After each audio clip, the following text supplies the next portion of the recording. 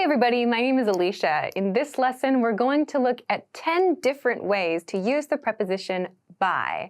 I'm going to cover some of the most important and most common uses of this preposition, but of course there are some other uses such as phrasal verbs and idioms and so on.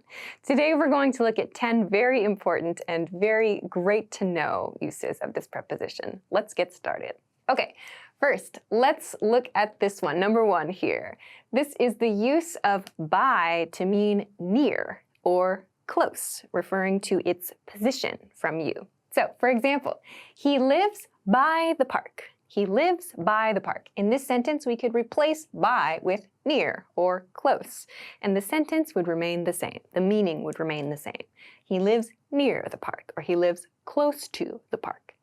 Same thing with our next example. My bag is by the door. My bag is by the door. So my bag is near the door, or my bag is close to the door.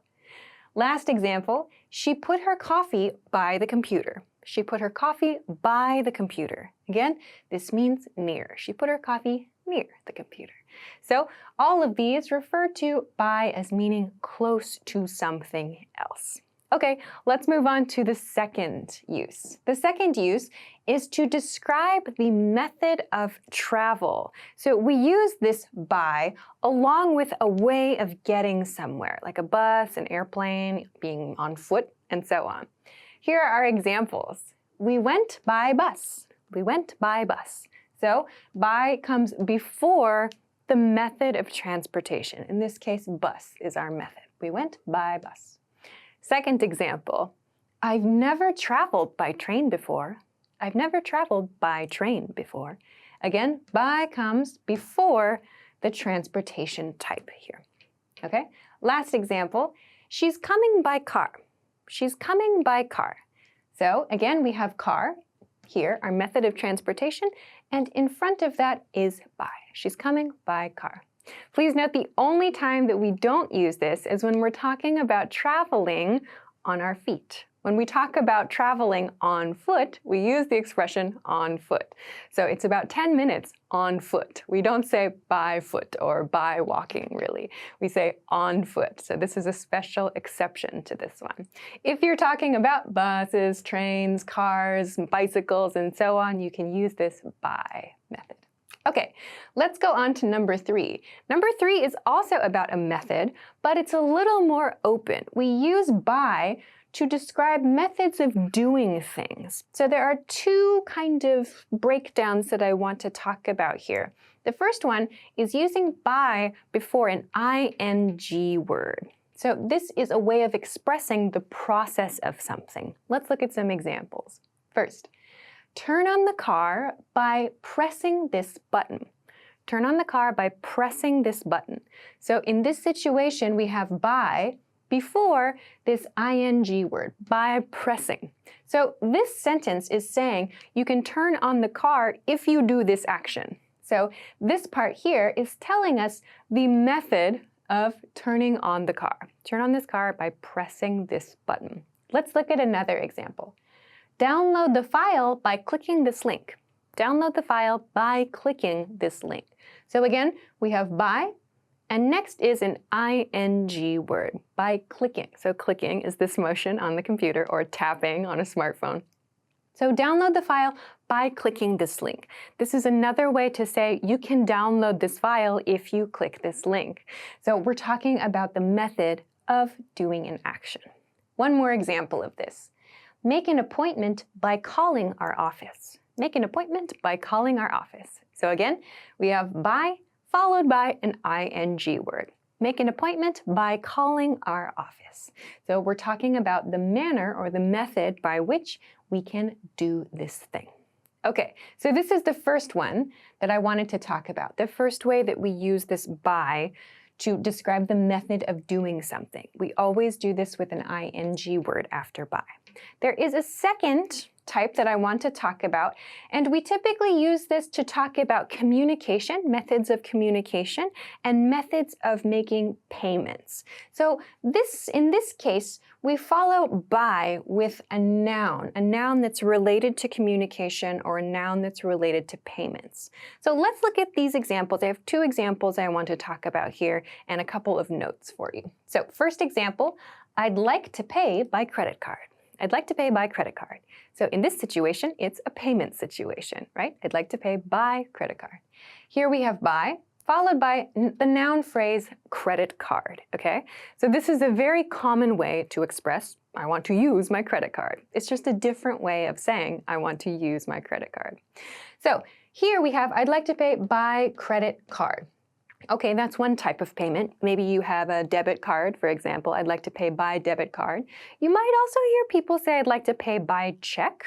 It's possible you might hear that depending on the region, but we also, in this kind of case, we tend to use the word with a lot though. So for example, I'd like to pay with a credit card, or I'd like to pay with a check. We also use this when we're talking about cash. We do not use by when we want to pay with cash. We don't say I'd like to pay by cash. Totally incorrect. We often say I'd like to pay with cash, or I'd like to pay in cash. You might also hear no preposition. I'd like to pay cash for this, please. So these are all common ways of expressing payment, but we typically use by before a card type. I'd like to pay by card type, or maybe by bank transfer or wire transfer as well. Okay, let's look at the next one. The next one is a communication example. So when I say communication, I mean, for example, phone or fax or email or maybe online meeting and so on.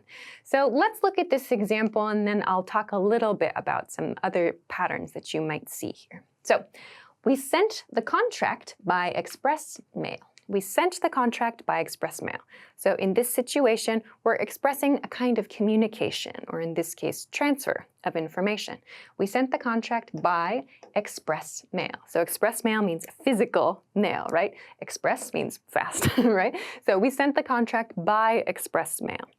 You might see this used to talk about the type of mail that was used to send something. So maybe in your country or in your region, there's like a basic kind of mail, express mail, maybe there's a special kind of super express mail, whatever. If it's important to express that kind of thing, like the level of mail, you can use by to do that. By is the most natural way to do that. However, in recent years, we use things like Skype or other online meeting things like Zoom, for example, but we don't really use by to express that. For example, if you want to talk about a meeting that you have on Skype or on Zoom, we generally don't use by to talk about that. We generally don't say, we're going to have the meeting by Zoom, or we're going to have the meeting by Skype. We don't use by in these online situations. Instead, we typically use on. We're going to have the meeting on Skype, or we're going to have the meeting on Zoom. So please keep this one in mind. So this by tends to be used to talk about mail, physical mail. You might also see it used to talk about fax, like he sent it by fax. You may also see the word via, V-I-A, used in these cases. So as you can see, there are a few different ways that we can express communication, but I just want to point out that sometimes we do use by in these cases to talk about payments and to talk about communication. But generally, if you want to express the method of doing something, this is a really easy one to remember. By plus an ing verb. Okay, that was a lot of information. Let's go along to the next one then. The next one, number 4, is by used to express a deadline. So a deadline, that means the finish point for something. So let's look at our examples. Submit your application by Friday. Submit your application by Friday. This means Friday is the deadline, so you have until Friday to do this action, okay? The next example, call me by 3 p.m. Call me by 3 p.m. So by is before the deadline for something. So 1 p.m. is okay, 2 p.m. is okay, 3 p.m. is the last chance that you have. So by comes before our deadline, our stop point for the action. Last one, finish the proposal by next month. finish the proposal by next month. So all of these sentences mean that it's okay to do that action before the deadline. This by just marks the last possible point for something. A lot of learners ask about the difference between by and until, and I'm not going to talk about it in this lesson because there are a lot of differences, but I have a video about this, so definitely check out the by versus until video that I've made, and I hope that that will help answer your questions about those differences. Okay, let's move on to number 5. Number 5, we can use by when we want to express that we are doing something alone or that someone else is doing something alone. There's a very specific grammar point we need to keep in mind here. So let's look at these examples. First, she likes to go to the movies by herself. She likes to go to the movies by herself. So this by herself means alone, just one person. In this case, she. So she likes to go to the movies by herself. We use by before this word, herself, herself, okay? This is an example of what's called a reflexive pronoun. We're going to see this kind of pronoun in all of these example sentences, so you'll notice a pattern here. Let's look at the next one first, though. I ate lunch by myself today. I ate lunch by myself today. So I ate lunch by, again, myself. So we have this reflexive pronoun here after by. This sentence expresses I ate lunch alone today. It's just a different way to express that idea. One more example. My son got dressed by himself this morning. My son got dressed by himself this morning. So this is probably a sentence about a very, very young boy. So my son got dressed by himself, again, reflexive pronoun. So when you want to use this by plus himself, herself, myself pattern, it always is used to express that something is happening alone. Someone is doing something alone. We will always use these reflexive pronouns to do that. So if you want to know more about reflexive pronouns, I also have a video about this topic that you can check out as well for more information. So in this example, I used herself, I've used myself and himself. We also have ourselves or themselves and so on to talk about more than one person, but in those cases, we're talking about doing something with just two people in these cases. So I hope that you check out that other video about reflexive pronouns if you want to know more about this, but this is how we use it together with by. Okay, on to the next one, number 6. Number 6 is a very simple use of by. We use by to talk about the author or the creator of something. So the creator of your favorite book, your favorite song, your favorite movie, your favorite piece of art, and so on. When you want to talk about the person who made it, you can use by to do that. For example, my favorite book was written by George Orwell. My favorite book was written by George Orwell. So by comes before the name of the person who created that thing, in this case a book. Second example, this film was directed by Christopher Nolan. This film was directed by Christopher Nolan. So we have by before the director's name, the movie director's name in this case, Christopher Nolan. So again, this is talking about the creator of a work or the director of a work. Okay, one more. Her favorite piece of music is by Beethoven. Her favorite piece of music is by Beethoven.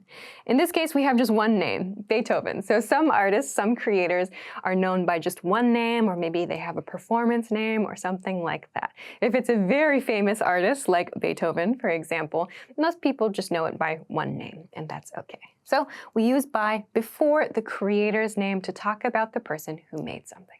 Okay, let's move along to number 7 then. Number 7 is to pass a location or to stop somewhere for a short time. We can use by to do both of these things. And you might think, well, how do I know which is which? How do I know if it means pass or stop somewhere? Generally, we can understand from the situation, from the context. So let's take a look at these examples. First, I drove by your house today. I drove by your house today. So here I have drove, past tense of drive a car, by your house today. In this case, it means I passed by your house today. So how do we know that it means passed and it doesn't mean stop? Well, probably if I'm telling the other person, hey, I drove by your house today, I probably didn't talk to that person, right? I'm letting them know, oh, I was in your neighborhood, I was in the area. So if I stopped at the house, I would have talked to the other person, right? They probably would already know. In this case, it means passed. I passed by your house today is another way to understand that. Okay, next one. Can you please stop by the supermarket? Can you please stop by the supermarket? So here we have by before the location. Can you please stop by the supermarket? So how do we know? Does this mean pass or does this mean stop somewhere? Well, our big hints are here. Stop. Can you please stop by, which means go very quickly to the supermarket. It would be very strange to say, can you please pass the supermarket, right? This sounds like a request. We probably would start a request for something with this expression, right? So this one means, can you please stop at the supermarket very quickly for something? Okay, last one. We walked by the library yesterday. We walked by the library yesterday. Here we have walked, again, past tense, by our location, by the library. We walked by the library yesterday. This sounds like it's probably passing. We walked past the library yesterday is how we understand this. So generally, based on the situation, we can understand if it means pass or if it means stop somewhere for a short period. Okay, we're almost done. Let's continue on to number 8 now. Number 8 is using by to talk about changes or differences with numbers. Let's take a look at these examples. First one, sales increased by 15% this year. Sales increased by 15% this year. This means that the total number of sales increased, so it went up. This by shows us how much of a change, okay? So one big question that people have is, is it to or is it by? What should I use here? Sales increased to 15% means that from some, like for example, 13% or 10% or something like that, the point that the sales reached was 15%. However, sales increased by 15% means the total change was 15%. So by and to communicate very different things. By is telling us the difference in change. To is talking about the point that was reached. So they are very different. Keep this one in mind. We tend to use this a lot with the verbs increase and decrease. Also just go up and go down. So we'll see that again in another example. So sales increased by 15% this year. That's the total change. Okay, next example. The temperature went down by 5 degrees. The temperature went down by 5 degrees. So that means the temperature decreased by 5 degrees. This means the total change was 5 degrees. For example, from 30 to 25, that's a 5-degree change, right? Again, if we say the temperature went down to 5 degrees, that means the end temperature was 5 degrees. So again, we cannot use to and by in the same way. By tells us the change or the amount of difference. Okay, last one. We missed our bus by 5 minutes. Oh, sorry, we missed our bus by 2 minutes. So this sentence is a little bit different here. So in this case, we're talking about like a change or a difference in schedule. For example, if the bus leaves at 12 o'clock, we arrive to catch the bus at 12:02, we can say we missed our bus by 2 minutes. So we can express this difference in time with by. So when you miss something or you're late for something, you can use by to do this. Like, oh my gosh, I was late for my plane by an hour. So we're expressing that difference in time with by. Okay, let's move on to number 9. Number 9 is using by for units of measurement. This one is a very straightforward and easy to remember one. So we use by to talk about the dimensions of an object. So dimensions mean the height and the length and the depth of something. So let's look at our examples. This room is 5 meters by 10 meters. This room is 5 meters by 10 meters. So we use by to talk about kind of the total area of a space. So when we're talking about the length and the width, we connect them with by.